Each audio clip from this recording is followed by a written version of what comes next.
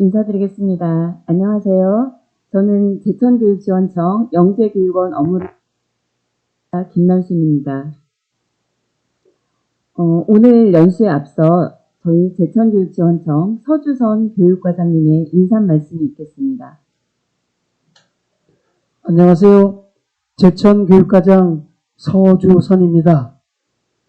코로나19로 어려운 시기에 산업혁명 시대 창의융합형 인재 양성을 위한 2021 영재교육 설명회 및 활성화 연수에 온라인으로 참여해 주신 학생과 학부모님 그리고 선생님께 깊은 감사의 인사를 드립니다.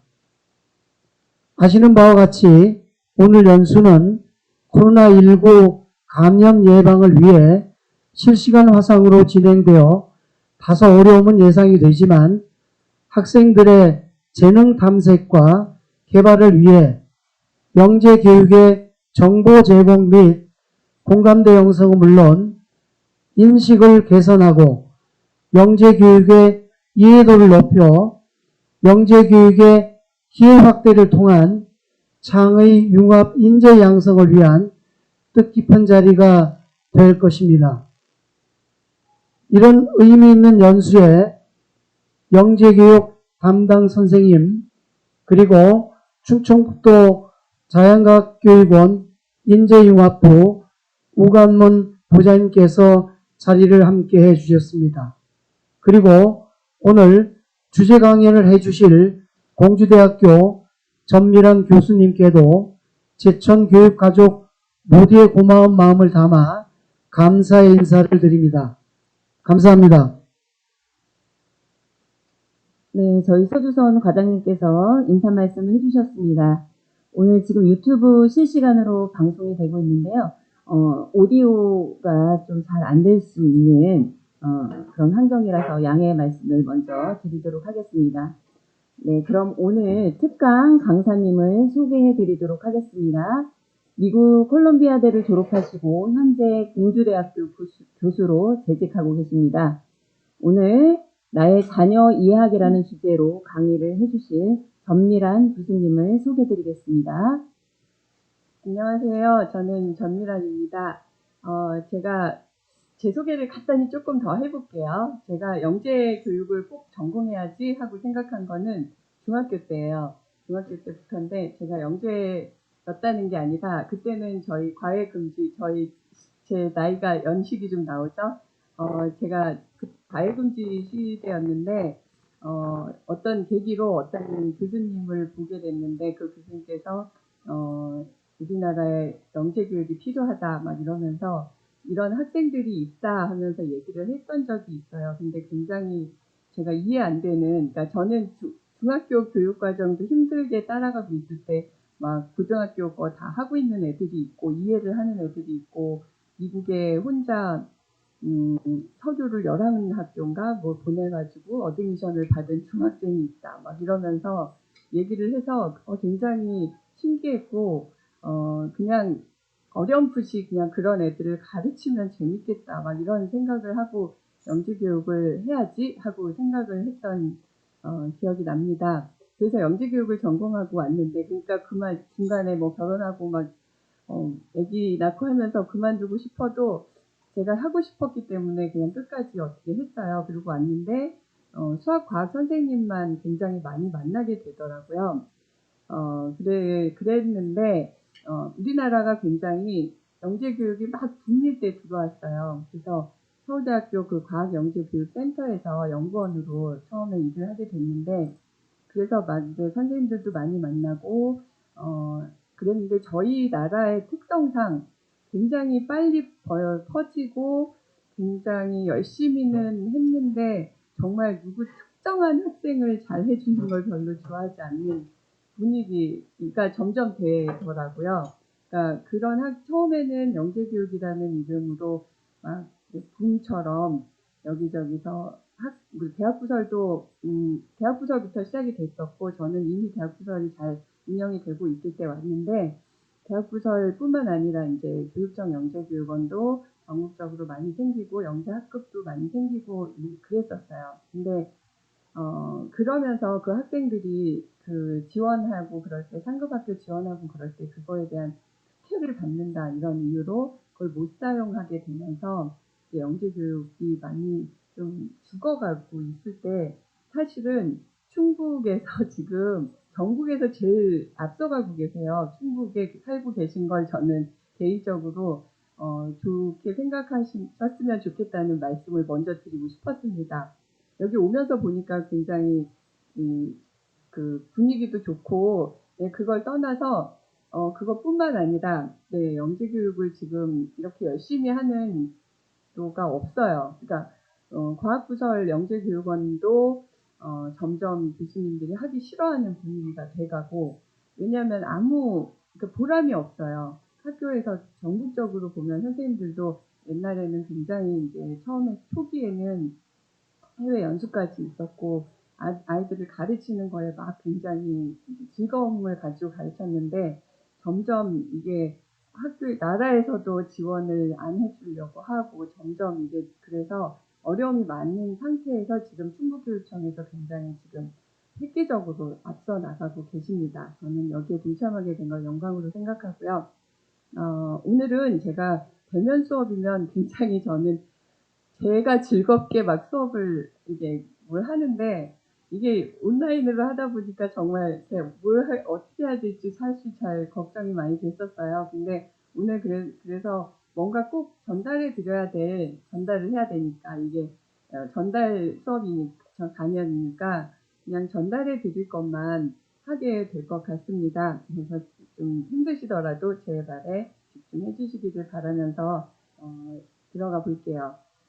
영재를 뭐 이렇게 영재 막 이러면 무슨 막 스트레스도 없고 막 공부도 안 해도 잘하고 막 뭐 우리가 관심을 안 가져도 혼자 스스로 알아서 아까 처음에 얘기했듯이 혼자 막 11학교를 미국에 지원을 해가지고 뭐 받았다 그런 애는 정말 100년에 몇 명 나올까 말까 그냥 거의 없어요. 근데 우리는 영재 그러면 굉장히 그런 아주 특별한 소수라고 생각을 하고 내 아이는 영재가 아닐 거야. 이런 사람이 굉장히 많아요. 그게 둘 다 걱정인 것 같아요. 제가 보면은 아이는 굉장히 대책이 없는데 엄마가 너무너무 극성스럽게 애를 막 학원을 막 보내면서 애를 영재로 키우려고 하다가 그 애한테 너무 이게 짐이 돼서 그 정신과를 다니는 애들도 굉장히 많이 봤고요. 그런데 그쪽도 분명히 문제지만 잘 가능성이 있고 잠재력이 우수한 자녀를 뭐 내가 아니었는데 막 이러면서 아니면 나는 이렇게 극성스럽게 안 할 거야 뭐 이러면서 어쨌든 어떤 이유로든 아이를 이렇게 관심 있게 지켜보지 않고 적절한 자극을 주지 않고 그런 경우가 있어요. 네, 그래서 나중에 이제 영재 정의도 좀 하겠지만 일단 저는 학부모님들에게 시간을 많이 지내오면서 제가 느꼈던 거 그 몇 가지 말씀드리면 요새 학생들은 정말 영재뿐만 아니라 일반 학생들뿐만 아니라 정말 많은 학생들이 어른이고 아이들이고 아주 어린 애들까지 스트레스에 쌓여 있죠. 스트레스를 받고 있는데 학생들은 특히 학교에서 압력도 있고 부모의 압력도 있고 뭐 긴장된 상태로 매일 살아가고 있습니다. 요즘 같은 경우 코로나라는 것 때문에 더욱더 그렇기도 한데요. 제가 그 스트레스의 정의를 잠깐 보여드릴게요. 단순한 물리적인 자극이 아니라 그것으로 인한 반응을 포함하는 정신 생리적인 현상이에요. 그래서 이런 그 정신 생리적인 현상이고요. 이런 스트레스의 정의가 있어요. 사실 그 영재의 정의, 막 창의성의 정의 이런 거 막 몇 가지 있는데 스트레스 정의는 일단 이렇게 하나만 보고 요거를 물리적인 스트레스와 심리적인 스트레스를 나눠서 일단 살펴보겠습니다. 환경, 물리적 자극, 이게 물리적인 스트레스고요. 주관적인 생각과 해석에 의한 기대, 믿음, 상상들이 현재와 아주 다르게 인식될 때 생기는 이게 심리적인 스트레스입니다. 그래서 정서적으로 굉장히 불안하고 우울해지고 분노가 생기고 뭐 아니면 경계심 아니면 식욕 관련해서 너무 과도해도 문제고 식욕을 상실해도 문제예요. 신체적으로는 가슴이 답답하고 땀이 나고 뭔지 아시죠? 나중에는 뭐 배 아프고 화장실 가고 싶고 그래서 이게 그 개인차가 있지만 잘 지나가면 성공하는데 뭐 지장이 없고 그냥 지나갈 수 있는데 실패를 하면 질병이 생겨요. 영재 학생들 같은 경우도 아까 말씀드렸지만 너무 지나치게 그 압박이 있다 보니까 학원을 막 다니다 보니까 강남의 학생들이었는데 그 병원에 그 정신과 신경정신과 예, 거기에 많이들 가고 있는 걸 볼 수 굉장히 안타까워요. 처음에 봤을 땐 너무너무 훌륭하고 너무 밝고 예쁜 아이들이었는데 그거를 잘 이겨내지 못하고 그러니까 영재 프로그램 들어와서 그랬다는 게 아니고요. 들어오기 전에 이미 부모님들이 너무 과다하게 아이를 힘들게 해서 그런 경우가 많이 있었거든요. 그런 스트레스가 있다는 것을 저는 꼭 알려드리고 싶어요. 그러니까 학부모님들은 보통 아이들은 스트레스가 없다고 생각하고 어른만 스트레스가 많다고 생각하시더라고요. 그래서 아이들이 받는 스트레스도 굉장하다. 네가 옛날에 우리 때 비하면 무슨 지금 이렇게 환경이 좋은데 뭐가 되게 스트레스가 무슨 있냐 이러는 부모님이 많이 계시거든요. 그래서 꼭 드리고 싶었던 부분인데 이게 긍정적으로 작용할 때도 있어요. 창의적 능력을 발휘하게 하고 뭐를 할 때 오히려 그런 긴장감 속에서 성공했을 때 더 성취감을 느끼기도 하고 즐겁게 막 하는 학생들도 있어요. 그래서 긍정적 스트레스는 그런 거고 이제 부정적 스트레스는 그 정말 끝에서는 면역 체계가 붕괴되는 것. 지금 같은 경우는 코로나 상황에서는 정말 위험한 상황이죠. 긴장과 불안감이 조성되고 기분이 나빠져서 신체적으로 정신적으로 아주 균형이 깨져버리는 그런 상황이 되는 경우도 있습니다. 그래서 굉장히 저는 이렇게 학생들이 초, 중 이렇게 넘어가면서 고등학교 지나면 오히려 다 끝나요. 거의 초, 중 지날 때 굉장히 부모님들의 주의와 관심이 더 필요하다는 말씀을 꼭 드리고 싶었습니다. 그리고 이제 영재 학생들에게 나타날 수 있는 심리적 특성들을 좀 정리를 해봤는데요. 지금 현재는 영재 프로그램에 안 들어온 학생들이라서 아직 시작을 안 한 학생들이라서 이런 게 있는지 없는지 지금 모르겠어요. 근데 각자 가지고 있는 그 성향도 있고 지금 현재 가지고 있는 문제들이 있을 수 있어서 전반적으로 제가 말씀을 드려볼게요. 영재 학생들이 이제 영재 프로그램에 들어왔을 때 기대를 막 너무 많이 하는 게 조금 어려울 때가 있어요. 그러니까 기대를 받고 주목을 받고 하는 게 좋아하는 학생도 있는데 이런 것들 때문에 남들과 다르다 이런 것들 아니면 너무 지나치게 부모님이 막 영재 프로그램에 들어갔으니까 막 앞으로 영재 학교도 가야 돼 막 이런 식으로 서울대도 갈 거야 뭐 이렇게 처음에 시작 단추를 쉽게 시작하고 편안하게 해줘야 되는데 계속 더 이제 시작이야 뭐 앞으로 더 나은 학교 더 높은 목표 막 이렇게 되다 보면 이게 이제 학생들에게는 어떤 부정적인 영향을 끼칠 수 있다는 것을 기억을 하셨으면 좋겠습니다. 그리고 또 영재 학생에게 나타날 수 있는 그 정의적 특성을 보면은요. 혹시 자녀들이 유머 감각이 뛰어나고 까불까불 하면은 굉장히 부모님한테 많이 혼나요. 그쵸? 많이 혼내시죠. 근데 사실 까불까불한 게 되게 창의적인 학생들이 많아요. 유머 감각이 뛰어나다는 거는, 그러니까 친구를 재밌게 할 수 있다는 거는 그만큼 사고력도 있어야 되고요.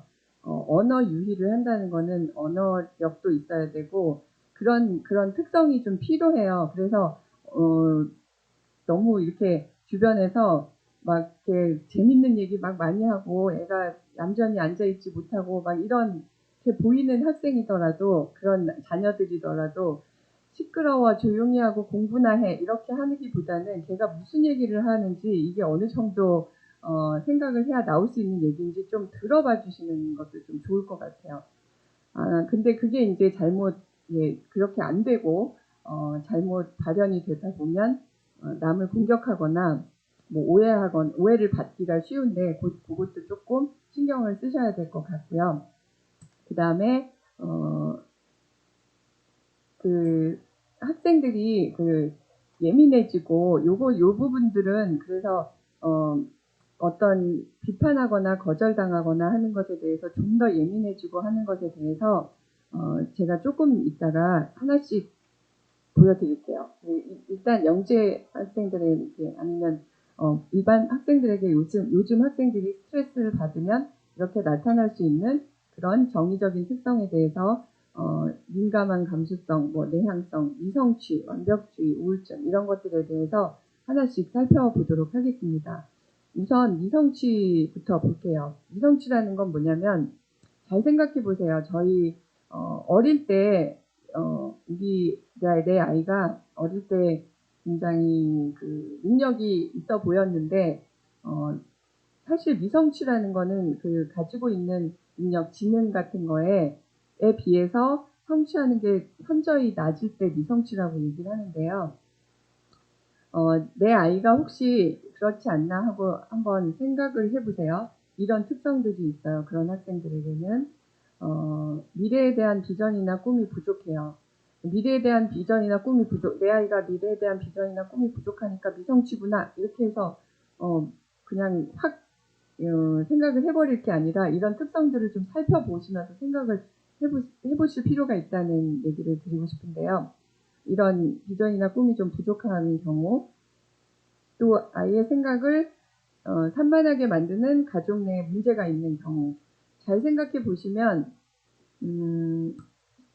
아이 앞에서 가족 문제를 너무 사실 가정에 있는 문제가 없는 가정이 없는데 어떤 문제가 있을 때 너무 아이 앞에서 많은 것을 드러내지 않는 것이 좋습니다. 그러니까 아이는 왜냐하면 부모가 얘기하는 게 3 정도의 강한 문제라고 한다면 0에서 10이라고 봤을 때 아이가 자녀들이 받아들이는 그 문제의 크기는 3이 아니라 거의 막 10에 가까운 정말 이러다가 엄마 아빠가 헤어질지도 몰라 아니면 정말 이러다 우리 집이 먹을 것도 없어질지도 몰라 어떤 굉장히 극한 상황으로 아이들은 생각을 하거든요.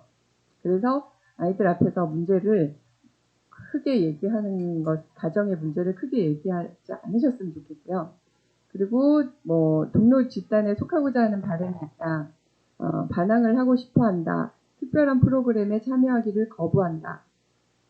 능력이 있는데 이런 학생들이 있어요. 친구들한테 좀 특별해 보이거나 돋보이거나 하면은 그 친구들 사이에 끼지 못할 거라는 생각.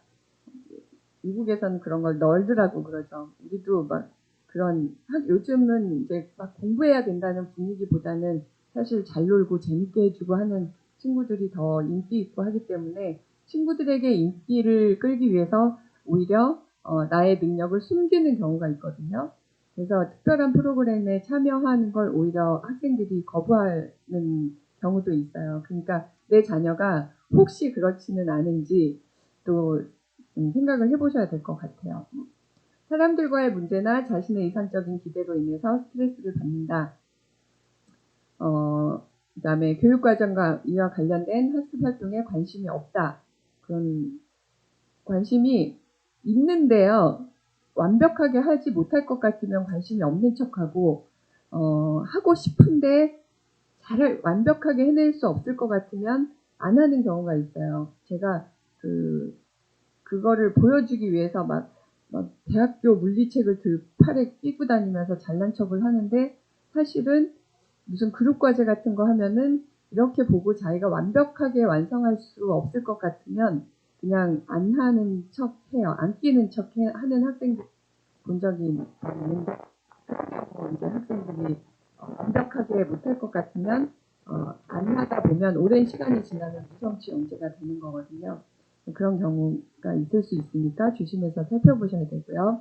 의미 없는 일이고 반복적인 일이라고 생각하고 노력을 안 해버리는 그런 거는 굉장히 선생님한테 칭찬받는 아주 칭찬받는 받으려고 하는 애들이나 하는 일이야. 뭐 이런 나는 더 멋있어야 되고 나는 저런 거 따위는 하지 않아 하는 학생들도 있을 수 있거든요. 이런 학생들을 봐야 되는데 그래서 그 미성치를 극복시키려면 그 고민에 대해서 잘 들어주고 반응해주고 자녀의 능력과 흥미에 대해서 생각하고 학교 생활과 비교해보고 특별히 교사와 상의하고 학습에 대한 불안을 최소화시키는 방법은요. 부모가 너무 지나치게 간섭하고 너무 기대를 높이 강요하지 않으면 돼요. 그러면 안 불안하고 혼자 잘할 수 있는데 부모가 계속 간섭하면서 계속 그 높은 기대를 막 계속 강요하면서 강조하면서 이거는 굉장히 불안을 초래하게 되거든요. 그리고 자녀가 이기는 것과 지는 것 모두를 편안하게 받아들이도록 도와준다. 그리고 학교와 교사에 대해서 긍정적으로 말한다. 학교 선생님에 대해서 특히 영재 옛날에 보면은 내 자녀가 영재이다. 너무 우쭐해지는 거예요. 학부모님들이. 그래서 학교 선생님에 대해서나 뭐 그런 선생님들을 말할 때 너희 선생님 굉장히 그 자녀 앞에서 선생님에 대해서 얘기하실 때 조심하셔야 돼요. 그대로 그게 전달이 됩니다. 그래서 굉장히 존중하는 마음과 존경하는 마음을 담아서 좋게 말씀을 하시는 게 꼭 필요합니다. 자녀의 생각에 동의하고 서로 기대하는 바를 공유하고 굉장히 필요하죠. 무슨 말만 하면 부모님이 그거는 무슨 문제가 있고 그러니까 똑바로 가르쳐주기 위해서 얘기를 하다 보면 아이는 그냥 그 생각을 얘기할 뿐인데 그냥 이해만 해주길 바라고 들어주기만을 바라는데 그것을 항상 평가하고 비판하고 논리적으로 그게 가능성을 막 얘기하면서 얘기를 하게 되면 얘기가 되거든요. 그런 것에 대해서 조심하시고 아이의 능력에 대한 기준이 너무 낮거나 높지 않은지 확인하실 필요가 있습니다. 기준의 능력 기대에 대해서 자 이번에 미성치를 가지게 하는 완벽주의 자체는 굉장히 좋은 건데 미성치를 가지게 할 정도로 심하게 내지는 좋지 않는 결과로 가져오는 그런 완벽주의에 대해서 잠깐 말씀드릴게요. 완벽주의가 열심히 해서 완벽하게 하려고 하는 그런 좋은 긍정적인 면이 없지는 않습니다. 그러나 실패가 두려워서 새로운 일을 시도하기를 회피하는가 내 자녀가 이런 특성을 가지고 있는지 잘 살펴보시면 완벽주의 성향이 좋지 않은 방향으로 흘러갈 가능성이 있기 때문에 잘 보셔야 돼요. 바로 성공하지 못하면 쉽게 포기하는가, A나 수를 못 받으면 의기소침해하는가, 1등을 했을 때는 굉장히 기분이 좋다가 그렇지 못하면 굉장히 안 좋아지는가, 이런 것들 잘 살펴보시고 꽤 나올 것 같은 학습 상황을 회피하려고 하는가, 일을 잘 마무리 못하고 대충 하거나 끝내지 못하는가, 너무 많이 고민하거나 분석하는 바람에 비생산적인 일을 하는가, 잘하는 점보다 실수에 집중하는가. 이거는 잘한 것을 자꾸 부각시키자 실수했던 부분을 이제 고쳐주려고 하다 보니까 그거에 이렇게 자꾸 집중을 하다 보면 아이들도 나중에 보면은 잘한 건 자꾸 잊어먹고 실수에 대해서 집중하게 되는 것 같아요. 그렇게 하는가, 비현실적인 목표를 세우고 실패했을 때 스스로 비판하는가, 이런 것들을 잘 살펴보시면 완벽주의 성향이 있구나 하시고 또 몇 개 더 알려드릴게요. 다른 사람들로부터 피드백 받기를 어려워하는가, 비판이나 이렇게 동의를 받지 않았을 때 힘들어하는 학생들이 있어요. 다 내 얘기는 잘 들어줘야 되고 막 받아줘야 되는 죽지 않았을 때 어려움을 회피하는가, 다른 사람들이 자신의 기분을 알아차리지 못하도록 스스로의 감정을 통제하는가, 자신이 성공적으로 수행한 일에 집착하는가, 뭐 이런 일들에 대해서 잘 살펴보시고, 혹시 이런 경우가 있는 것 같다 하시면 이렇게 도움을 주시면 좋겠습니다. 자신이 부모님이 자녀에게 기대하는지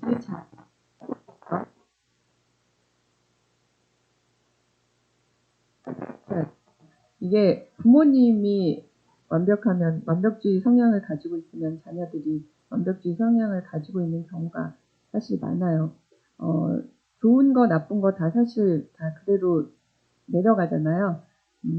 저 같은 경우도 뭐 방 지저분해 하고 혼나려고 보면 내 방도 지저분하고, 뭐 이렇게 바지를 벗어났니 그렇게 하고 보면 그 옆에 내 바지 있고, 뭐 그런 현상이 있거든요. 그게 다 그냥 오지 않더라고요. 그래서 참 제가 자녀 교육 이런 거 하는 거는 그래서 한동안 안 하고 있다가 이제 애들이 다 커서 지금 하는 건데요. 이게 그대로 내려오고 애들이 참 제가 생각하는 것처럼 커주지 않는, 그거는 서로 부모라면 다 이해하실 것 같은데, 하여튼 그런데 그럼에도 불구하고 저희들은 그러니까 완벽주의 성향이 제 부모가 있지만 자녀들이 있을 수 있기 때문에 그것도 스스로 내가 완벽주의 성향을 아까 있었던 그런 성향을 갖고 있는지, 그렇다면 좀 그것에 대해서 여유를 가지고 자녀에 대해서도 조금은 여유를 가지고 너무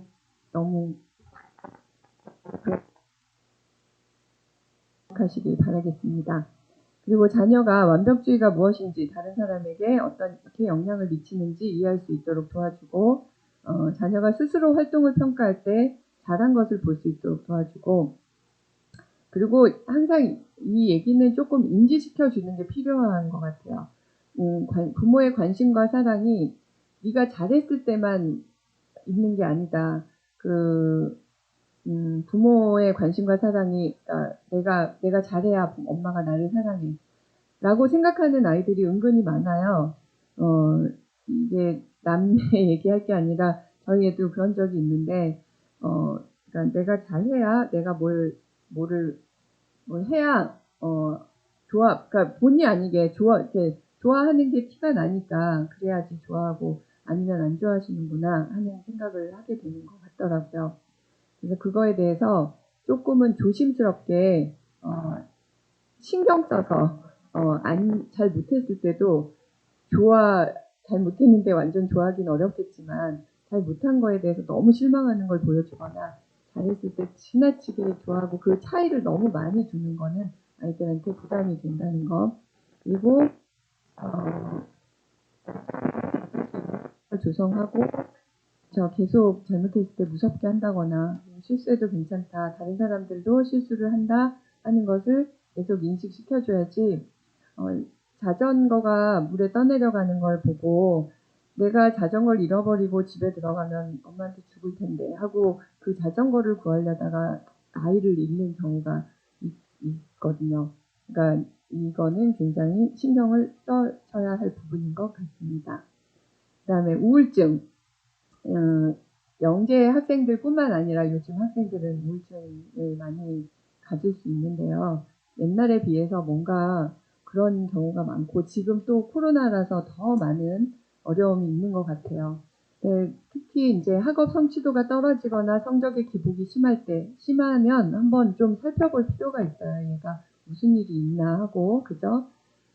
무조건 혼낼 일이 아니라, 예전에는 관심을 보이던 분야에 대해서 흥미를 잃거나 열정을 보이지 않을 때, 일상적인 행동의 변화를 보일 때, 식욕이나 수면, 대인관계 이런 것들이 변화를 갑자기 보이면, 그거는 뭐 제가 얘기 안 드려도 갑자기 걱정되고 신경 쓰실 것 같은데, 그럴 때 이제 신체적인 문제를 나타낼 때, 사실 의학적으로 설명이 안 되는 복통, 두통이 많아요. 특히 어떤 시기적으로 힘든데 시험 전이라든가 병원에 가서 낫는 일이 아니죠. 그리고 다른 비상적인 때 갑자기 화를 내거나 갑자기 사춘기 학생들은 거의 다 그러기는 하는데, 그런 거에 대해서, 이게 우울증의 뭐 시초일 수도 있고, 그냥 사춘기 연이하고 조금 이렇게, 거리를 두고 살펴보겠지만, 그래도 이게 조금 지속되거나 너무 갑자기 많은 변화가 있거나 하면 좀 더 신경을 쓰실 필요가 있는데요. 그럴 때 어떻게 도와줘야 되냐? 그거는 혼자 하기 어렵습니다. 부모님은 아이들의 우울증을 고쳐주는 건 좀 쉽지 않아요. 어떤 환경이 크게 변화하지 않는 이상. 그래서 학교 상담자와 연락해서 상담을 하셔야 되고요. 학교에서도 그러는지 아셔야 되고, 그리고 어떤 이유나에 대해서 생각해 보셔야 되고, 그리고 만약에 더 도움이 필요하다 생각되시면, 그냥 전문가를 찾아가셔야 됩니다. 그냥 그것을, 시간이 지나면 낫겠지, 아니면 돈이 드니까, 아니면 창피하니까, 이런 이유로 그걸 다 덮어주는 거는 좋은 생각이 아닙니다. 민감한 감수성, 다른 사람의 감정을 잘 파악한다. 이거는 영재 학생들에게도 많이 있을 수 있고, 일반 학생들도, 근데 이렇게 차이가 있을 수는 있지만, 어쨌든 자녀를 잘 살펴보면 이런 민감한 감수성을 가졌을 때 어떻게 도와줘야 되는지 한번 살펴볼게요.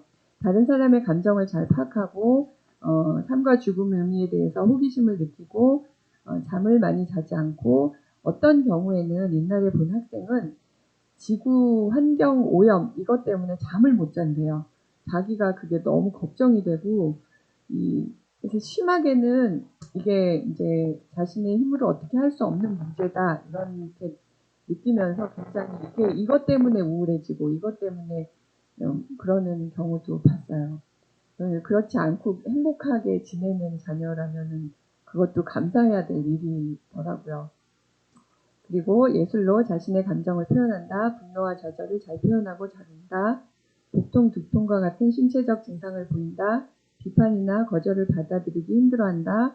음식이나 옷을 선택할 때 너무 지나치게 신중하다. 감정의 기복이 심하다. 이럴 때는 좀 민감한 감수성이 민감하구나 얘가 이렇게 좀 신경을 쓰시면서 이렇게 도와주십시오. 아이의 감정을 존중하고 잘 들어주고 잘 받아줘야 되죠. 그리고 지역사회에 봉사할 수 있는 기회를 좀 찾아보고 아이가 그 생각도 다른 곳에 하고 그 민감한 감수성은 어쩌면 다른 사람에게 좋게 하면서 이제 풀어지기도 하니까 그런 기회를 제공을 하는 것도 좋은 방법이고요. 모든 것에 대한 책임이 아이에게만 있는 게 아니야. 정확하게 얘기를 해주고 자신의 감정에 대해서 말을 할 수 있도록 항상 분위기를 조성을 해줘야 돼요. 잘 들어줘야 되고. 제일 아이들에게 부모님들이 실수하는 거, 쓸데없는 소리 하지 말고 공부나 해. 이게 정말, 그게 목까지 올라온다면, 정말 그 말은 혀를 깨물면서 참고, 다른 말씀을 하셔야 됩니다. 자, 그렇게 해서 몇 가지를 살펴봤고요.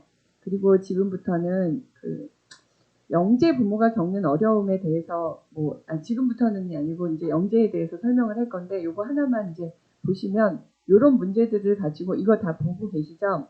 요런 문제들을 가지고 고민들을 하세요. 근데 이런 문제를 가지지 않은 분들도 많이 계시기 때문에 이런 문제가 내가 영재 부모가 되면 이런 걸 겪어야 되나? 이거는 아니에요. 근데 이건 또 어떻게 보면 영재 부모가 아니어도 일반 학생들에게도 많이 나타날 수 있는 고민, 일반 부모님들에게도 많이 나타날 수 있는, 겪을 수 있는 고민이기도 합니다. 그래서 잠깐 이건 보여드렸고요. 영재 자녀를 둔 부모, 영재 자녀로 키우고 싶은 부모라면 옛날에 1987년이면 제가 요새는 연구에 쓰지도 않는 자료예요. 근데 이거는 너무 좋은 자료라서 87년에 김정희 교수님께서 만든 건데 보여드리고 싶었어요. 너무 많은 역할이 사실 있어요. 다 보고 계시죠? 너무 많은 역할이 있는데 제가 학부모로서 지금 듣고 이걸 보고 계시는 학부모님들께서 이 중에 나는 몇 개나 하고 있는가 훈육자로서의 부모 분명히 잘 하고 계실 거예요. 사교육 저기 사교육 6이 빠졌는데 사교육 계획자로서의 부모. 이거는 어쩌면 굉장히 잘하고 계실지도 몰라요. 양육자로서의 부모, 밥 잘 주죠. 그것만 하고 계실 수도 있어서, 이 여러 가지를 잘 해야 되는, 정말 어려운 게 부모님들이신 것 같은데요. 제가 이렇게 요구하는 게 아니라 한번 이런 게 있다는 걸 한번 살펴보시고요. 제가 스스로 학부모로서 이 중에 몇 개를 하고 있는지 한번 생각해 보시고 넘어가셨으면 좋겠습니다.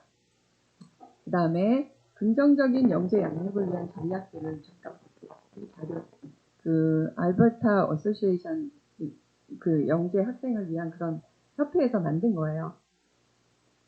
네, 당신과 자녀 모두를 위한 현실적인 목표를 세워라. 네, 독립심을 길러주고 자유시간을 늘릴 수 있는 자기 주도적인 활동을 잘 활용해라. 유머 감각을 길러라. 아까부터 얘기하지만 쓸데없는 소리 하지 말고 공부나 해가 절대 안 되고요. 같이 유머를 해야 돼요. 같이 히히덕거리고 그 아하가 하하랑 사춘이라 그래요. 그래서 즐거운 얘기 속에서 서로 교감이 이루어지고 하면서 엄마는 나랑 통해, 아빠는 나랑 통해 이런 관계가 먼저 됐을 때 공부 그 다음에는 이제 자녀는 그냥 부모님한테 사랑받고 싶고 인정받고 싶고 칭찬받고 싶은 게 이게 본능이에요. 그래서 본능이더라고요. 우리도 클 때 그러지 않았나요?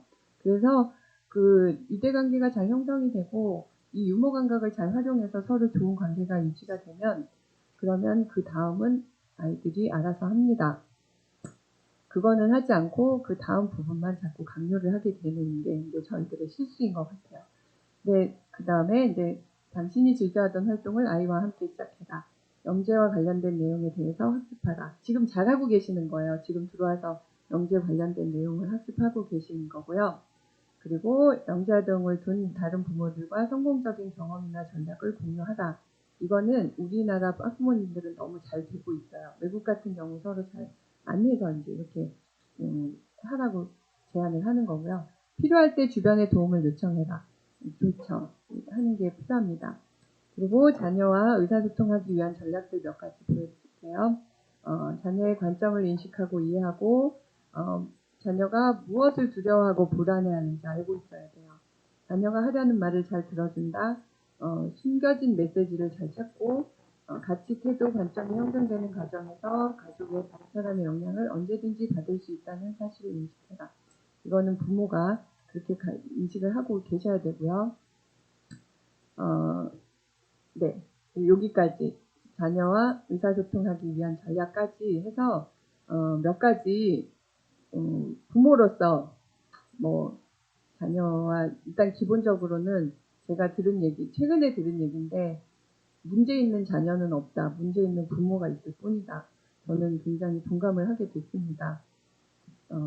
반성을 하면서 그 얘기를 들었는데 문제 있는 자녀는 없어요. 사실 문제 있는 부모는 저는 엄청 많이 보고 있습니다. 그래서 네, 그것만 그냥 기억하시고 여기 제가 지금 말씀드렸던 거 내 아이가 갖고 있는 특성이 있는지 나는 지금 어떻게 하고 있는지 돌아보기만 해도 오늘의 저의 이거 하고 있는 것의 목표는 달성한다고 봅니다. 지금부터는요, 영재의 정리 몇 가지 알려드릴게요. 그리고 4차 산업 혁명의 유망 징업의 기술을 제가 가져왔는데 이거는 제가 왜 보여드리냐면 우리는 부모님들은 우리 지금의 아이들이 커서 어떤 일을 하고 살을지 예상도 못해요. 제가 이 직업을 보여드리는 이유는 10대 유망 기술, 뭔지 이해도 못하실 수도 있어요. 뭐 이 중에 막 이해가 되고 이게 뭔지 알아 하는 게 몇 가지 있으시다. 그럼 굉장히 훌륭하신 거예요. 저는 이걸 보고 굉장히 뜨겁했어요. 이게 이제는 우리가 우리가 이렇게 내가 살아온 길로 내 자녀를 키워서 내가 살았던 것처럼 살게 하고 싶다. 이것도 안 되고요. 너무 다른 세상을 살 것이고 생각해 보시면 우리가 자랄 때 있었던 직업 지금 없어진 거 많고요. 지금 하고 있는 직업 없어질 것도 많고 지금 있지도 않은데 생길 직업도 굉장히 많고요. 이런 것들이 지금 그런 것 같아요. 그래서 그냥 포기하시라고 보여드리는 거예요. 내가 그동안 알아왔던 그걸로 내 자녀를 어느 정도 막 이렇게 내가 조절해서 완성시킨다? 너무 불가능합니다. 그거는 그냥 학교 선생님들께 차라리 맡기시고 주변에 전문가들 선생님들이 제 최고 전문가시죠. 그걸 맡기시고 나는 덜 간섭할수록 애한테는 좋은 것 같아요. 그걸 기억하셨으면 좋겠어요. 그래서 이거를 보면서 좀 생각을 하셨으면 해서 이걸 보여드리는 거고요. 지금부터는 영재라는 애들이 누구일까? 몇 가지 보여드릴게요. 굉장히 아까 말씀드렸듯이 되게 많은데 몇 가지만 딱 보여드리면 렌줄리라는 학자가 만든 정의를 저희 나라에서는 굉장히 많이 활용하고 있는데요. 그게 뭐냐면 평균 이상의 능력, 창의성, 과제 집중력을 가진 학생들이 영재다 하는 거예요. 평균 이상의 능력과 창의성과 과제 집중력을 평균 이상의 능력이 아주 특수한 학생이 아니고 아주 소수가 아니고 평균 이상의 능력만 되면 창의성을 가지고 과제 집중력 조금 열심히 엉덩이 힘 조금 집중하고 하려는 의지가 있고 이런 학생들이면 요 가운데 교집합 그게 영재인 거예요. 자, 그렇게 말을 하고 있고요. 가드너의 미래마인드라는 가드너라는 학자는 사실 그전에는 다중지능을 얘기하던 학자예요. 그래서 8가지 지능에 대해서 얘기했었는데 많이 아실 것 같은데 혹시 모른다면 언어적 능력, 무슨 음악적, 신체적 이렇게 해서 8가지 집단사자 음미체 이런 식으로 생각하시면 돼요. 그 능력을 얘기하던 학자가 최근에 들어서 미래 마인드라는 책을 썼는데 최근이 아닌 이것도 또 꽤 됐는데 그래도 최근에 5가지를 강조했어요. 훈련된 마음, 종합하는 마음, 창조하는 마음, 존중하는 마음, 윤리적인 마음. 그래서 훈련된 마음은 우리가 학교에서 거의 다 하고 있어서 크게 어디 가나 하고 있어요. 사실 훈련된 마음은 하고 있어서 걱정을 안 하셔도 될 것 같고요. 종합하는 마음도 그렇고 창조하는 마음, 창의성 많이 강조해야 되고 존중하는 마음, 윤리적인 마음 이게 이제 이분이 오래 연구를 하다 보니까 국산사자 음미체도 좋지만 이런 게 필요하구나 하고 깨달은 게 이거예요. 그러니까 같이 일하는 능력, 이런 존중하는 마음, 윤리적인 마음, 여기 이것을 강조했다는 것을 한번 다시 살펴보시길 바라겠고요. 텀버그라는 학자는 이제 예일대 교수였다가 다른 학교 부총장으로 가고 있는데 분석지능, 창의지능, 실천지능 이렇게 3가지를 얘기합니다. 분석지능은 우리 학교에서 또 하고 있습니다. 잘 창의지능도 요새는 굉장히 잘 하고 있어요. 실천지능이 이제 학교에서 잘 배우지 않는 지금은 프로젝트 수업을 많이 하니까 조금 하게 되기는 했는데 이 학자가 이제 강조하는 거는 간단히 설명드릴게요. 예를 들면 빈병 콜라를 2병 500원이 있는데 콜라를 2병 100원짜리 하는 콜라를 2병 사다가 마시고 빈병을 갖다 주면 또 콜라 1병을 새로 줍니다. 그럼 500원 가지고 몇 병을 마실 수 있을까요? 계산해 보세요. 애들은 진짜 잘하거든요. 분석 지능 높아요. 빠바박 나와요. 근데 그렇게 하는데 그것을 그게 분석 지능이고 그거를 그 병에 대해서 얼마나 다양하게 활용을 할 수 있을까 이런 걸 생각을 잘한다면 창의 지능이 높은 거고요. 다 소용없어. 그걸 실제로 가서 바꿔먹는 애들이 실천 지능이 높은 거예요. 우리가 학교에서 공부는 그렇게 잘하지 못했는데 졸업하고 뭔가를 막 잘하는 학생들이 있어요. 나중에 보니까 뭘 잘했더라. 제가 나보다 공부 못했는데 잘 사네. 이런 거 있잖아요. 잘 사는 게 꼭 그 돈을 많이 번 애가 아니라 뭔가를 실천 지능이 있는 지혜로운 그런 얘기를 하거든요. 그래서 이런 영재의 정의도 있다는 것을 보여드리고 싶고요. 이거 넘어갈게요. 우리 학생들이 이제 구글 사무실이에요. 이게 사무실이라고 보여지는지요? 이것도 다 구글 사무실인데요. 우리 구글에 가라 이게 아니고요. 우리가 생각했던 사무실의 모습이 아니죠. 우리 자녀들이 이런 데 가서 일을 할 거기 때문에 지금처럼 그러니까 우리가 생각할 수 있는 선에서 계속 말씀드리지만 우리 수준에서 저희 지금 우리 자녀들을 내가 공부해왔던 방법과 내가 공부해왔던 생각으로 그런 사고의 틀을 가지고 강요를 한다면 저런 그 지금 이렇게 변하고 있는 세상에서 얼마나 경쟁력이 있을지 오히려 내가 덜 간섭할수록 오히려 내가 좀 자유롭게 놔두고 학교를 믿고 선생님께 맡기고 아이들의 그 창의성 우리가 막 도와줄 수 없는 어떻게 보면 그거를 잘 발현할 수 있도록 우리가 좀 그럴 필요가 있어요. 좀 내버려둘 필요가 있어요. 그리고 아까 얘기했던 그런 스트레스만 있는지 없는지 잘 관찰을 하고 아이들이 가지고 있는 문제는 별로 생각 안 하면서 자꾸 문제는 생각 안 하면서 강요만 하게 되는 실수를 범하지 말자 하는 게 제 말씀의 그 요지입니다. 그리고 지금부터는 그렇게 우리가 뭐 아이들의 세상 앞으로 살 세상을 맞춰서 해주지는 못하지만 내 사고의 틀을 조금이라도 벗기고 아이들에게 도움이 되는 환경을 조성할 수 있도록 조금은 창의적인 사람이 돼보자 할 경우에 몇 가지만 말씀드리고 끝낼게요. 이 몇 가지는 조금 더 기억에 남으셨으면 좋겠어요. 질문을 할 때요.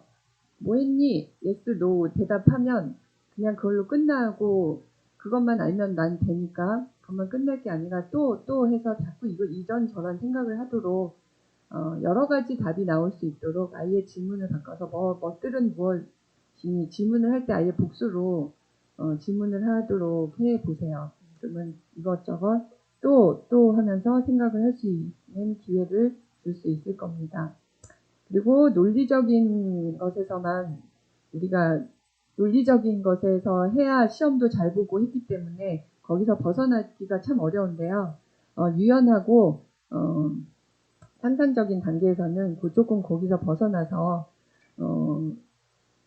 그렇게 벗어나는 게 좋은데 가장 좋은 방법은 연습 방법은 비유법이래요. 그래서 예를 들면 뭐 컴퓨터가 여성일까 남성일까 생각을 해보면 억지로 이렇게 연결을 해보는 거예요. 그게 어떤 특성을 갖고 있기 때문에 여성이라고 부를 수 있겠다. 어떤 특성을 갖고 있기 때문에 뭐 남성이라고 부를 수 있겠다 하는 생각을 해보는 거예요. 자꾸 부모님도 그런 생각을 하시면서 예를 들면 뭐 액세서리에 돈이 많이 드니까 여성일 거야. 자꾸 가벼워지려고 하니까 여성일 거야. 그런 식으로 하면서 비유법을 자꾸 연습하는 게 필요하다는 거예요. 뭐 전기만 잘 꽂아주면 열심히 일하니까 남성일 거야. 이런 거라든가. 네, 넘어가겠습니다. 가끔은 규칙을 어겨볼 필요도 있다.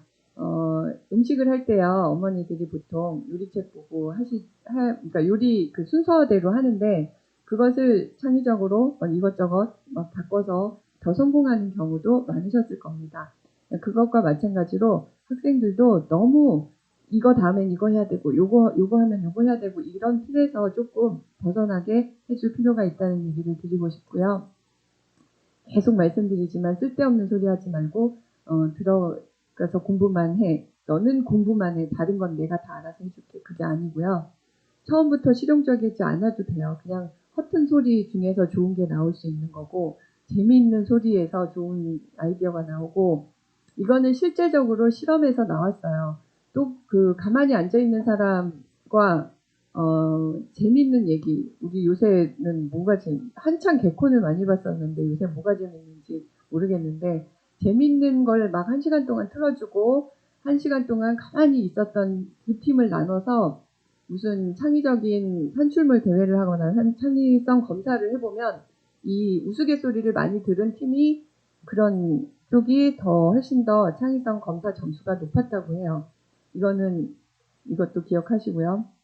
그리고 부모님들끼리 그 정보를 주고받는 것도 좋은데요. 굉장히 다른 직업을 가진 사람들을 만나셔서 얘기를 해보시면 내가 가진 틀에서 좀 깨질 경우가 있어요. 저도 이 얘기를 듣고 생각을 해보면 제가 너무 학생, 선생님 이런 사람들만 만나는 것 같아서 이제 어떻게 하다가 다른 분을 만났는데 다른 분 장사하는 분이었는데 남편이 안 들어와서 나도 안 들어갔어요. 카드를 같이 얼마를 썼어요. 막 이런데 보니까 제가 생각할 수 없는 그런 거더라고요. 그러면 애는 어떻게 되고 막 걱정이 막 많더라고요. 그래서 다른 분야의 사람들은 다른 생각을 하는구나.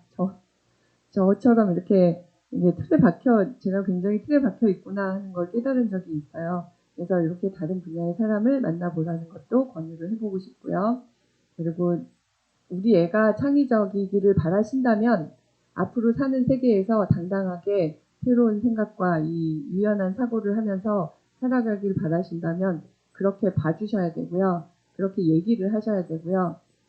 내 엄마 아빠가 창의적이지 않은데 네가 어떻게 그러겠냐 하는 말 따위는 절대로 하시면 안 됩니다. 계속 이기는 사람은 이기는 걸 계속 상상하고 패자는 질 것을 지면 어떡하지 하다가 진다고 합니다. 계속 주문을 외우시고요. 이렇게 여기까지 하면서 몇 가지 팁을 드려본 거고요. 그리고 이 사진은 아시겠지만 그 영화의 한 장면인데 제가 이걸 좋아하는 거는 다른 시각에서 봐야 해. 안다고 생각할 때 학생들이 특히 영재 학생들이 어디서 얼핏 듣고서 안다고 생각하고 더 깊이 파지 않는 경우가 많아요.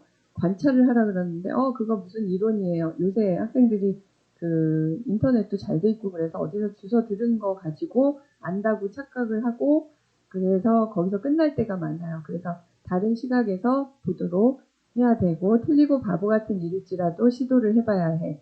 틀리고 바보 같은 일을 할 때 부모님들은 참아 주셔야 합니다. 여기까지 하도록 하겠습니다. 제가 이것저것 많이 말씀을 드렸는데 몇 가지라도 한 가지라도 기억에 남으셔서 그냥 그 적용을 하실 수 있으셨으면 정말 좋겠습니다. 그리고 제가 사전 질문을 받은 게 있습니다. 여기는 너무 체계적으로 잘하고 계신 것 같아요. 사전 질문에 영재를 누가 영재고 어떤 교육과정이 있나요? 약간 이런 게 있었어요. 제가 그 사전 질문지 혹시 있나요? 네, 그걸 첫 질문을 보자마자 사전 질문을 받은 것도 굉장히 놀라웠어요. 다르구나. 그랬는데, 그 사전 질문 자체가 거의 한 학기 수업을 할 정도의 질문도 있었고, 질문 자체가 굉장히 진지하고 선생님들, 학부모님들께서 관심이 많으시구나 하고 느꼈었습니다. 일단 그 전체적으로 말씀을 드려볼게요. 영재교육이 80 몇 년도에 83년도에 저희 나라는 경기고등학교가 경기고등학교로 영재교육이라는 이름을 갖고 하진 않았는데 말하자면 영재교육의 시초 학교가 생겼어요. 그 다음에 1998년부터 우리나라에 전체적으로 그러니까 전국 시도교육청 전국 대학부설 각 시도에 그래서 대학부설 영재교육원이 과학 수학을 중심으로 시작을 했습니다. 그 다음에 이제 교육청 영재교육원에서 전국적으로 시도교육청 영재교육원이 생겼고요. 그래서 이제 전국적으로 확산이 확 되는 시기가 있었고, 그래서 그 학생들이 이제 1998년에부터 시작했던 대학부설 영재교육원 학생들을 그 영재교육원을 받고 나중에 학생들이 어떻게 되었나요? 했던 질문에 대한 답인데요. 이거는 그 학생들을 제가 추정 연구한 적이 있어요. 제가 아까 말씀드렸죠. 서울대 과학영재교육원에 연구원으로 일할 때 추정 연구를 해본 적이 있는데 추정 연구를 당하는 학생은 100% 추적이 안 돼요. 학부모님들도 동창회 이런 거 100% 안 오시잖아요. 거기에 오는 사람이 좀 그래도 잘된 사람들이 온다고 하더라고요. 그럴 경우에 그런 거를 감안을 해도 굉장히 많은 학생들이 잘 돼요. 그러니까 잘 될 수밖에 없는 건 선발을 그렇게 해서 그렇게 교육을 시켜서 뭐 그 학생들이 지금 어디서 어떻게 하고 있습니까? 어딘가에서 다 잘하고 있습니다.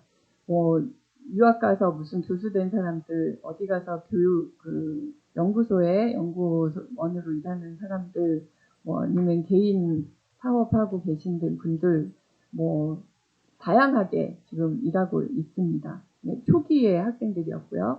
그리고 그 이후의 학생들은 지금 현재 시도교육청이나 대학 부설에서 이미 많이 연구들을 각각 하고 계세요. 이제 추정 연구를 하고 계신데 다들 뭐 다 좋고요. 그리고 이 만족도 면에서 말씀드릴게요. 만족도는 높아요. 왜냐하면 그 영재 선발이 잘 된 아이들은 굉장히 만족이 높아요. 왜냐하면 학교에서는 이런 실험을 못했는데 여기 와서 한다. 학교에서는 무슨 협업을 하면 서로 그 나만 하고 서로 이 같이 협업이 진짜 되지는 않았는데 여기 오니까 애들이 다 같이 해서 너무 좋다. 뭐 이런 그런 얘기들을 하거든요. 그래서 분명 저는 좀 우수한 학생들은 이렇게 좀 모아서 아이들끼리 그 수준에 맞는 아이들끼리 교육을 받는 기회가 있는 거는 저는 너무너무 좋다고 생각합니다. 저학년 때 꼭 준비하려고 공부하는 거는 아까 말씀드렸던 관찰과 그런 오픈된 환경과 받아들이는 학부모 농담을 같이 해주고 미리 이렇게 환경적으로 굉장히 창의적인 환경을 그게 해줄 수 있다면 아니면 또 스트레스를 줄여줄 수 있다면 그게 저학년 때 준비시켜줄 공부라고 저는 생각합니다. 저학년 때 학원 정말 많이 다니고 정말 탄탄하게 준비해가지고 이런 얘기 하면은 학부모님들이 싫어하신다는 거 저 아는데요. 그렇게 준비시키는 부모님 중에 저는 굉장히 많이 어려움을 나중에 지금은 어떻게 따라와서 이렇게 붙는지 모르겠지만 붙을 경우에도 중학교, 고등학교 가면서 굉장히 어려워지는 경우를 너무 많이 봐서 그거를 결코 제가 권장할 수가 없습니다. 하다못해 영재 학교를 들어가서도 엄마가 정말 어릴 때부터 정말 모든 걸 다 챙겨주고 그 아이한테만 해서 영재 학교를 보냈는데 영재 학교를 갔으면 정말 그 어머니는 인생 성공하신 거거든요. 그 어머니를 따라다니는 추종자도 많아요.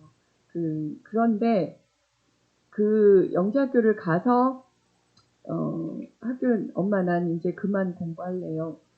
너무 말도 예쁘게 왜냐면 잘 컸으니까 엄마 난 이제 그만 공부할래요. 난 미술이 좋아요 하는 아이도 있었고 결혼하고 싶다고 하는 아이도 있었고 이게 정말 어떻게 부모가 준비해서 막 들들 볶아서 하는 거는 한계가 있구나 하는 걸 많이 봤습니다. 그래서 그것보다는 좀 오픈된 환경과 그 아까 그런 말씀드렸던 그런 스트레스를 좀 줄여주는 방안을 좀 더 생각하셨으면 좋겠습니다. 그리고 똑똑하지 않아도 지원할 수 있는지, 똑똑하지 않아도 똑똑의 수준이 어느 정도인지 모르겠습니다. 어떻게 생각하고 똑똑하지 않다고 하는지 한번 제가 보고 싶은데 부모님의 기준이 내가 생각하는 똑똑이 어느 거지 그거에 따라서 제가 말씀을 드릴 수 있을 것 같아요. 너무 안 되는데 부모가 막 그렇게 하면 여기 와서 힘들 수가 있거든요. 와서가 아니라 오지는 못할 수도 있는데 사교육 기관에 영재교육 기관에서 제가 힘들어하는 아이들 본 적이 있어요. 그러니까 사교육 기관에서는 크게 선발을 이렇게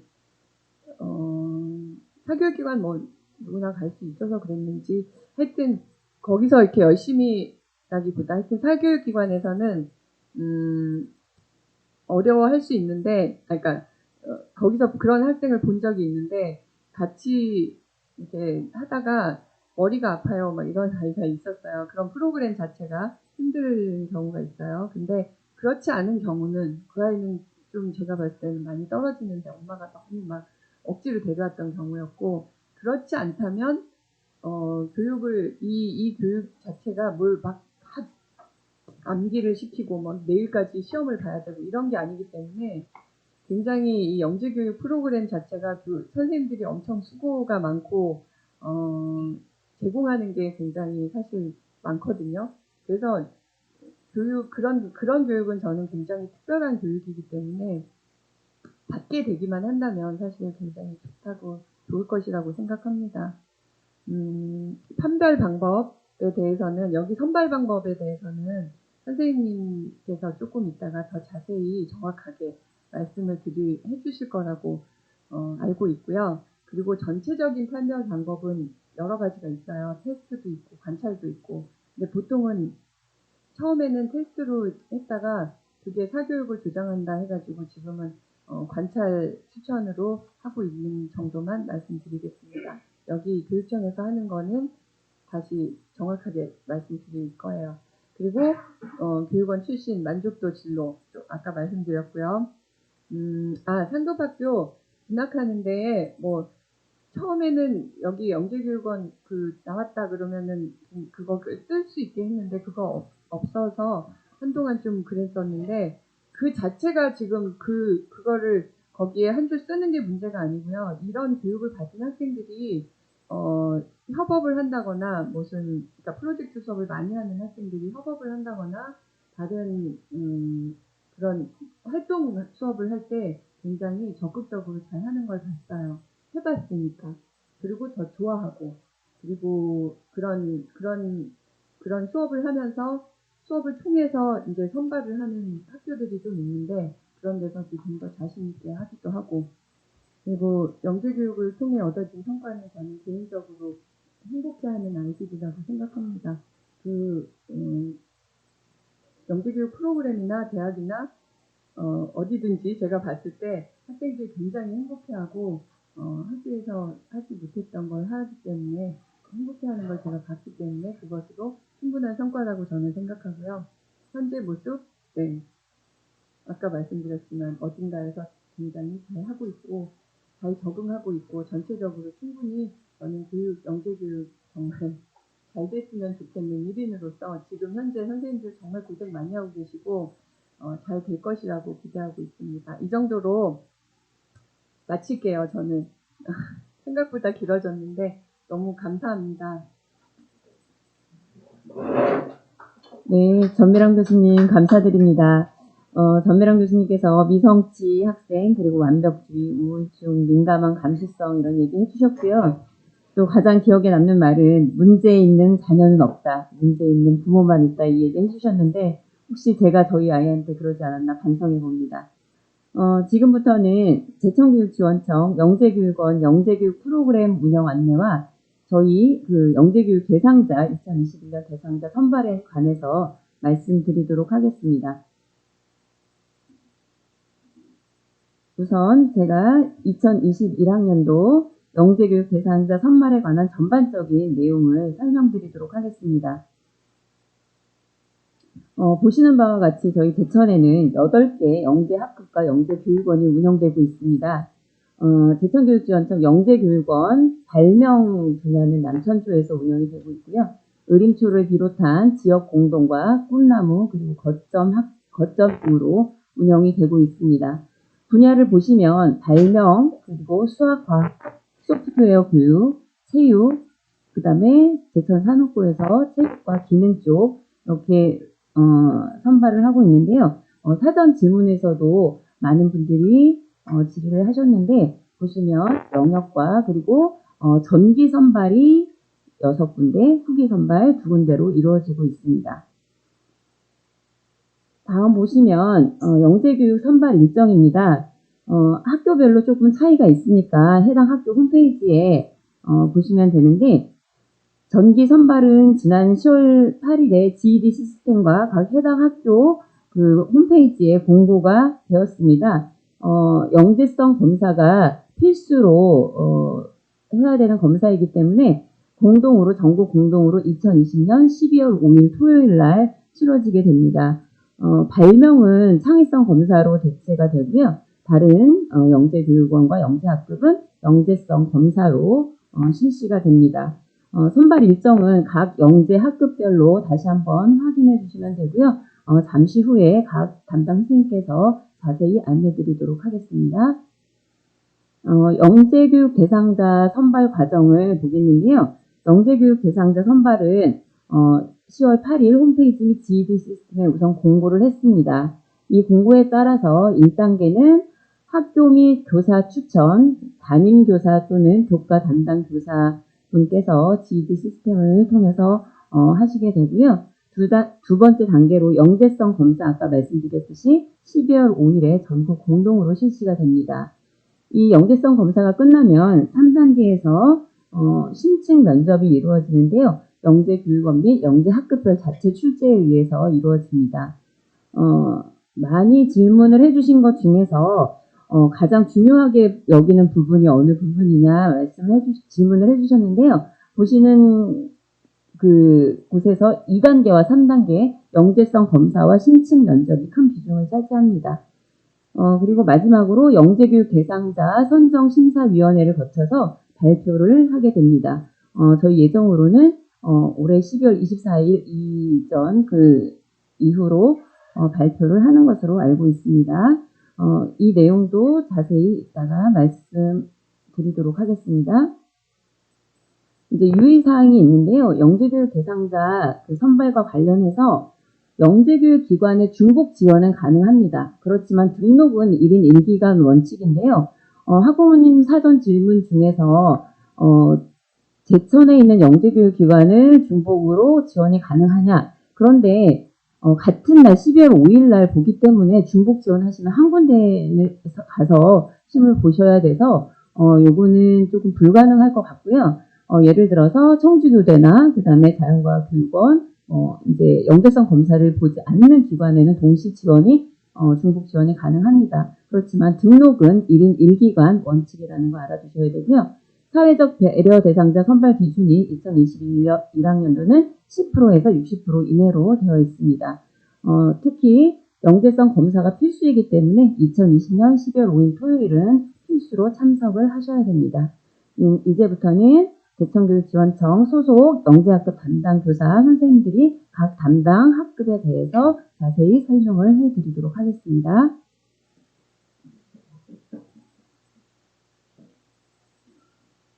안녕하세요. 발명영재교육원 담당교사 정우성이라고 합니다.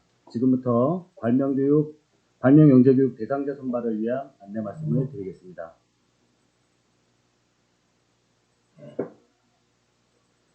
먼저 발명영재교육원의 교육과정에 대해서 말씀드리면, 첫째, 교육 운영은 연 3월 시작해서 12월까지 총 100시간에 걸쳐 운영합니다.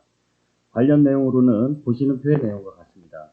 올해는 코로나 바이러스로 인한 상급기관의 지침에 따라 모든 영재교육기관에서 교육시간을 80시간으로 조정하고 교육 프로그램을 재구성하여 운영하였습니다. 둘째, 일과 운영은 학생들의 방과 후 활동을 고려한 금요일, 토요일 운영을 원칙으로 하며 금요일 3시간 3차시 운영을 하고 토요일은 오전 5차시 운영을 하되 필요에 따라 오후에 진행하며 사전 가정 일정과 조율하여 별도 안내드립니다. 셋째, 교육 내용으로는 약 20가지 프로그램을 운영하며 표에 보시는 내용은 예시자료입니다. 작년까지는 영재연합 캠프를 운영하였으나 올해는 코로나 바이러스로 인한 부득이 발명영재교실 독자적으로 캠프를 알차게 의미있게 진행하였습니다. 말씀드릴 내용 두 번째, 전형 관련입니다. 전형 일정은 표에 보시는 대로 앞에서 말씀하신 정기 선발 모집 일정과 동일하게 진행됩니다. 최종 합격한 대상자는 2021년도 3월에 오리엔테이션을 시작으로 운영하게 됐습니다. 둘째, 선발 비율은 온라인 추천 10%, 창의력 검사 60%, 심층 면접 30% 비중을 두고 선발할 예정이며 특히 학생의 창의성에 중점을 둔다는 점 인지하시기 바랍니다. 마지막으로 발명영재교육원에서 운영한 교육활동 사진을 보시겠습니다. 2020년 발명영재캠프 운영 사진입니다. 캠프는 사정상 가까운 별색꽃돌 박물관에서 비숙박형으로 2일 운영하고 영재교육원 강사 10시간 교육 운영하고 기간 운영 8시간 진행하였습니다. 영재연합캠프 운영 사진입니다. 2021년 1학년도에는 특이사항이 없을 시 초중 영재교실 합동 개강식 할 겸 영재연합 캠프를 운영할 예정입니다.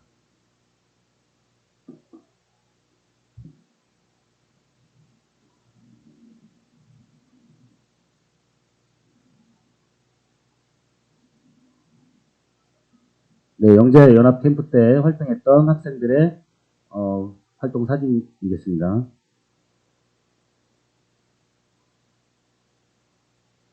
다음은 발명의 핵심 가치인 발명 기법과 관련된 활동 내용입니다. 발명 기법으로는 여러 가지가 있겠습니다. 트리즈 기법, 또 이제 더하기 기법, 빼기 기법, 그 외에도 여러 가지 핵심 가치를 이용한 발명 기법 수업이 이루어지겠습니다.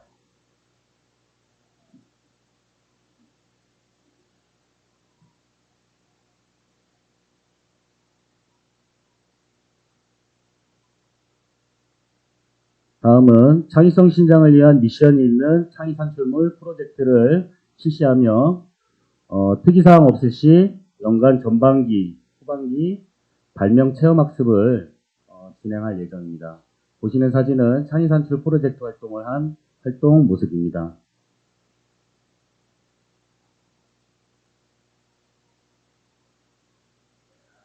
올해도 코로나 바이러스로 인해서 체험학습을 중단한 사정이 있었는데요. 내년에는 사정이 완화될 시에 체험학습을 대외적으로 시행할 예정입니다.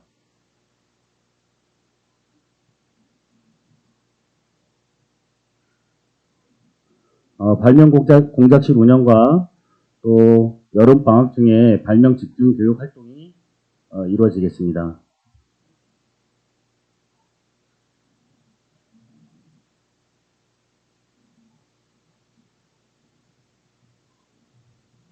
여름 집중 교육은 일주일 정도 계획을 해서 한 25시간 정도 영재 교육이 이루어지겠습니다.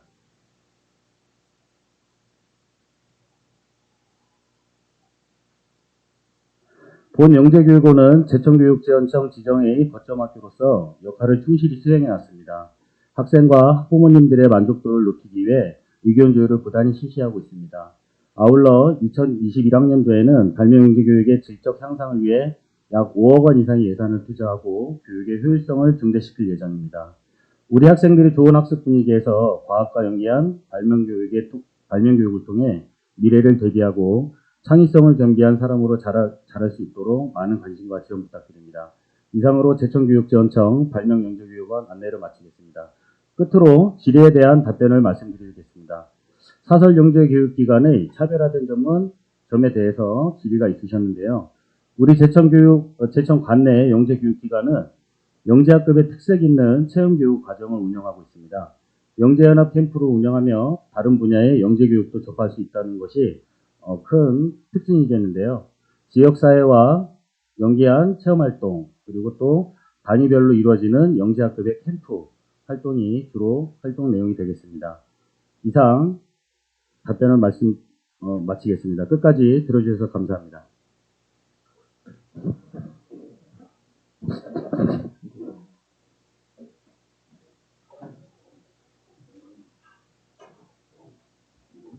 네, 의림초등학교 영재 담당을 맡고 있는 유영호입니다.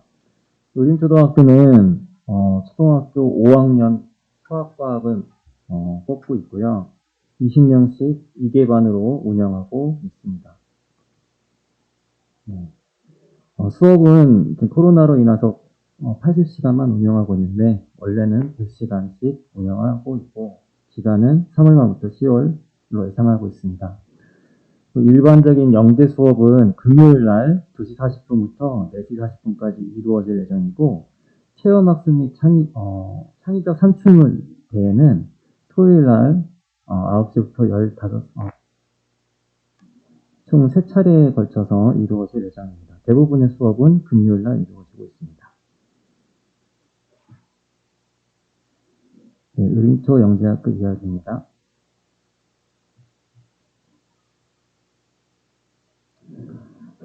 수학과 교과서 이외에 학생들의 흥미를 끌만한 참신한 주제를 가지고 수업과 창의적 산출물 대회를 진행하고 있습니다.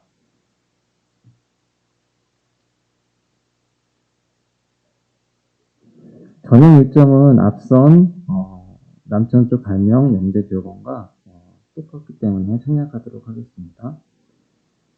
매년 학생들 이수율과 학부모 만족도가 97% 이상을 유지하고 있고 또한 밴드를 통하여 학생들의 교육 활동을 올리고 있고 상담을 통하여 학부모 만족도를 높이고 있습니다. 이상으로 의령초 영재학급 이야기를 마치겠습니다.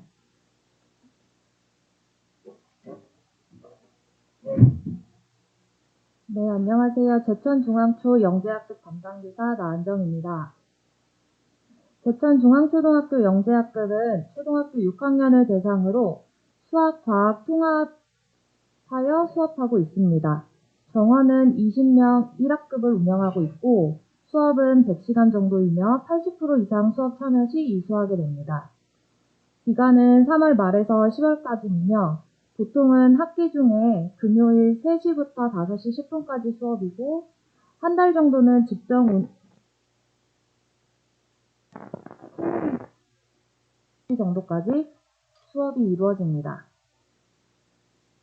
중앙초 영재학급 학생들의 활동 몇 가지를 보여드리면 손가락 화성 만들기, 빛 합성기 제작, 페이퍼 롤러코스터 만들기, 마그네틱 마블런, 조리퐁, 페르미 추정의 법칙, 카프라로 세계적 건축물 쌓기, 그리고 6학년 2학기 과학교과서의 탐구활동에 나온 공기대포 실험 등을 하고 있습니다. 마지막으로 저희 중앙초 영재학급 선발 일정은 저희 학교 홈페이지를 참고하시면 공고문에 나와 있으니 읽어보시면 되실 것 같습니다. 네, 이상으로 제천중앙초 영재학급 설명을 마치겠습니다. 감사합니다.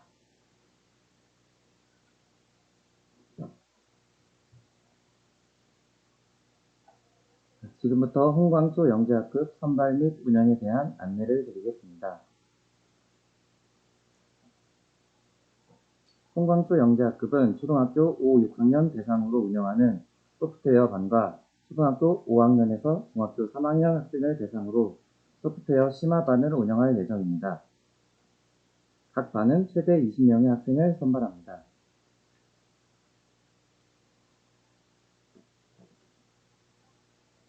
영재학급 운영은 2021년 4월에서 11월까지 운영할 예정이며 연 100시간 이상의 교육시간을 확보하며 정보과학 심화 내용을 교육할 예정입니다.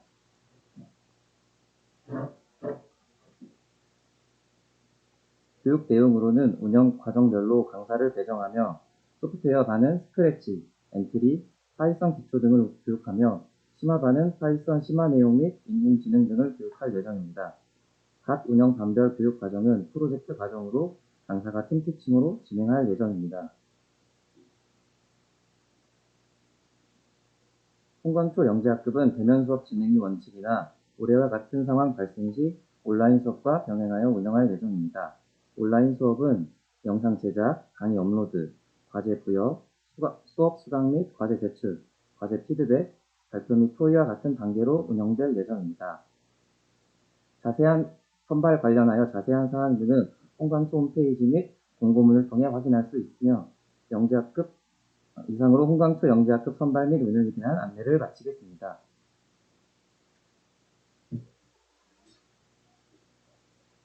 네, 반갑습니다. 2020학년도 제천중학교 영재학급에 대해서 설명을 하도록 하겠습니다. 저는 제천중학교 담당교사 서광선이라고 합니다. 일단 제천중학교 영재학급을 보시면 크게 두 개의 학급으로 이루어져 있습니다. 한 개 학급은 수학, 과학, 통합학급으로 대상은 중학교 1학년 대상입니다. 여기서 지원하는 학생들은 현재 초등학교 6학년에 재학 중인 학생들이 지원을 하면 됩니다. 그리고 또 다른 하나의 학급은 소프트웨어 학급으로 중학교 1학년부터 3학년까지가 대상 학급이 됩니다. 여기에 지원하는 학생들은 현재 초등학교 6학년부터 중학교 2학년에 해당되는 학생들입니다.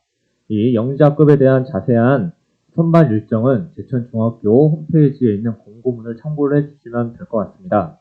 현재 수학과 정보를 보시면 운영하는 시간이 16시 45분부터 18시 24분까지 매주 목요일, 금요일 진행을 하였습니다. 방학 때는 방학 일정으로 따로 안내를 할 예정입니다. 여기에서 영재 교육 대상자 선발에 있어서 이제 선발 과정, 자격 요건 등에 대한 사전 질문이 있었습니다. 그래서 선발 과정 1단계에서는 앞에서 이야기된 것처럼 서류 전형, 그리고 2단계 영재성 검사, 그리고 3단계 심층 면접으로 진행이 됩니다. 이때 가끔 학생들이 많이 실수하는 부분 중에 하나가 지원할 때 자신이 참여하고자 하는 영재학급 과목이 무엇인지 헷갈려서 잘못 지원하는 경우가 있습니다. 예를 들어 제천중학교 수과학통합학급을 이제 듣고 싶은데 정보과학으로 지원을 했거나 또는 반대로 정보과학을 지원하고 싶은데 수과학통합학급으로 지원하는 경우가 있었습니다. 그래서 학생들이 지원을 할 때 자신이 수과학인지 또는 정보영재인지를 확실하게 보고 지원할 수 있어야 됩니다. 또한 지원 자격은 영재교육기관의 교육 영역 및 목적에 적합하고 교육 내용을 이수할 수 있는 능력이 인정된다고 되는 학생들이 지원 자격의 대상이 됩니다. 여기서 가장 중요한 것은 영재 수업을 듣고자 하는 학생들의 참여 의지가 중요하다고 생각을 합니다. 영재 선발에는 지원하였다가 추후 영재 수업이 진행이 될 때 다른 일정, 예를 들면 학원 수업이라든가 방과후 수업 등으로 인해서 포기하는 경우가 많이 있었습니다. 그래서 영재 수업 듣는 거에 있어서 가장 중요한 것은 학생들의 동기에 의한 참여라고 볼 수 있을 것 같습니다. 그러면 뒤에 이어서 제천중학교에서 그 다음에 캠프에서 있었던 활동 사진을 영상으로 한번 보도록 하겠습니다.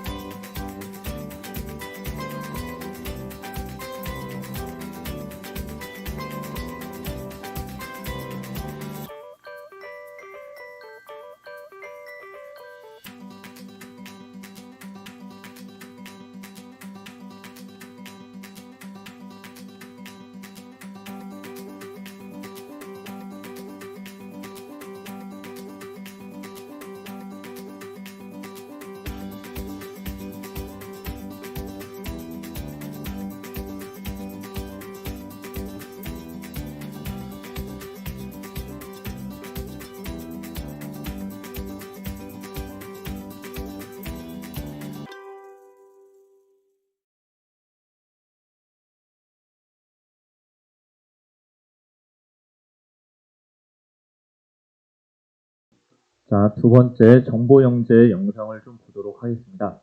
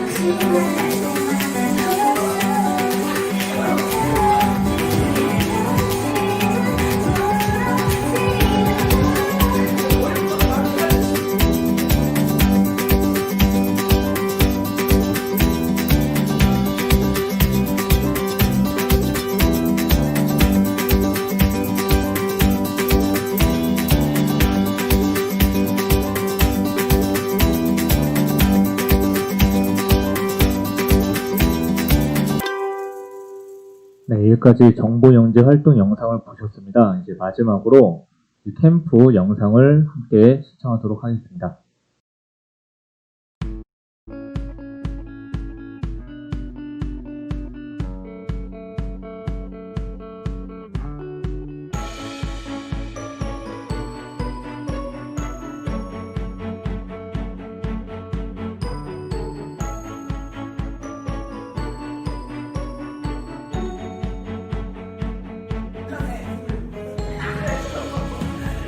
이렇게 약간 주차할 때 후방 카메라처럼 일정 거리 이상의 몸을 감지되면 나올 수 있는 것을 아두이노로 만들었고, 다 만든 후에 여기서 뭔가를 좀 더 넣어가고 싶다 싶어서 소리 센서를 넣어서 빨간 LED를 0부터 50cm 화면을 나오도록 했는데,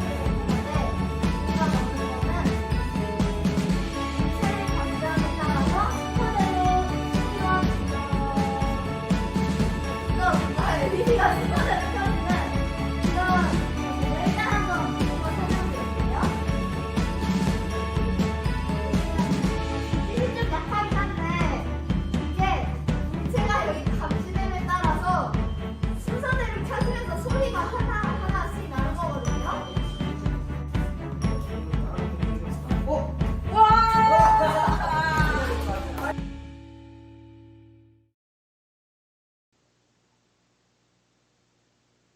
네, 이렇게 해서 수과학과 정보영재 학생들이 방학 동안에 융합활동으로 함께 서로의 지식을 나눠보는 시간을 가졌습니다. 이제 마지막으로 이런 이야기로 마치도록 하겠습니다. 세스 고든이 온라인에서 검색할 수 있는 답을 제공하는 데 대해서 이젠 돈을 낼 사람은 이제 없을 것이다. 어렵지 못한 문제를 해결했을 때만 사람들은 돈을 지불하게 될 것이다 라고 이야기하였습니다.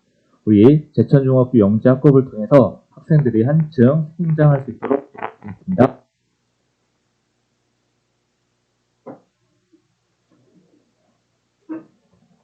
네, 제천동중학교 영재학급을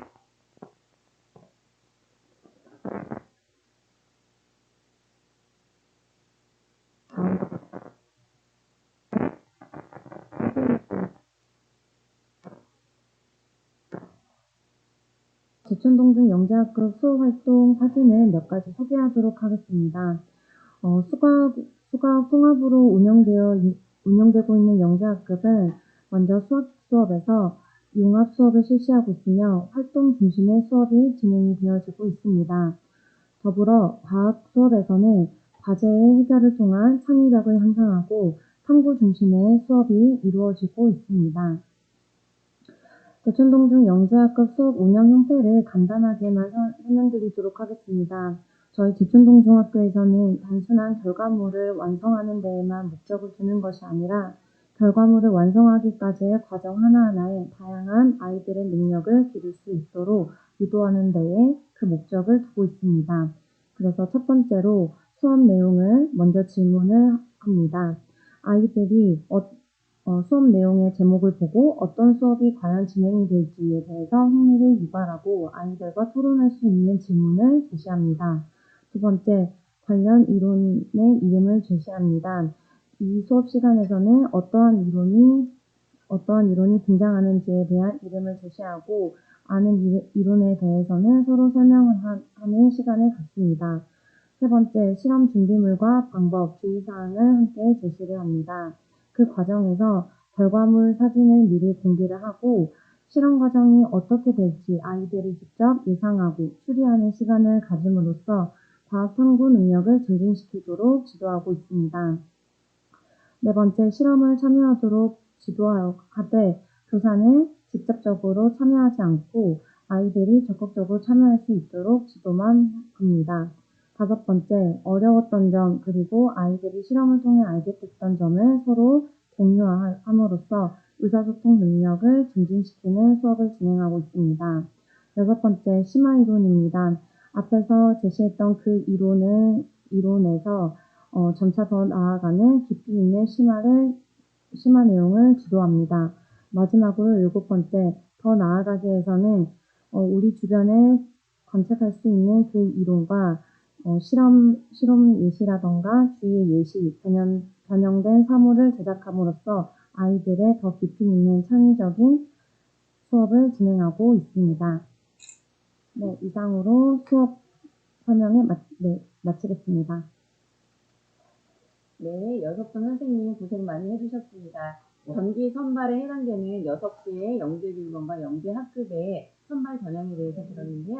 많은 학생과 학부모님 그리고 교사들의 노력으로 참여해 주셨으면 좋겠습니다.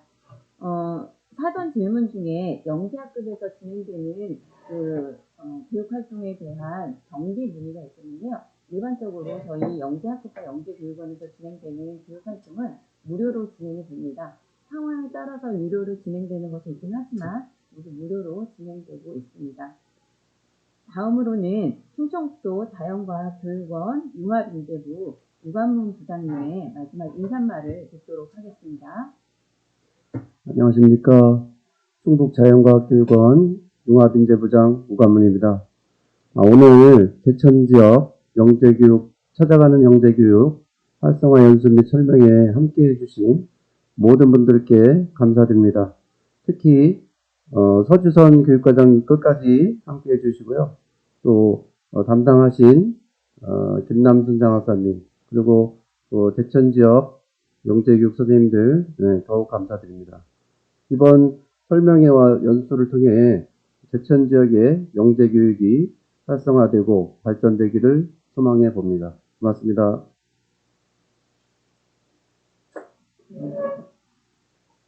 네, 이상으로 2021 영재교육 설명회 및 활성화 연수를 모두 마치겠습니다.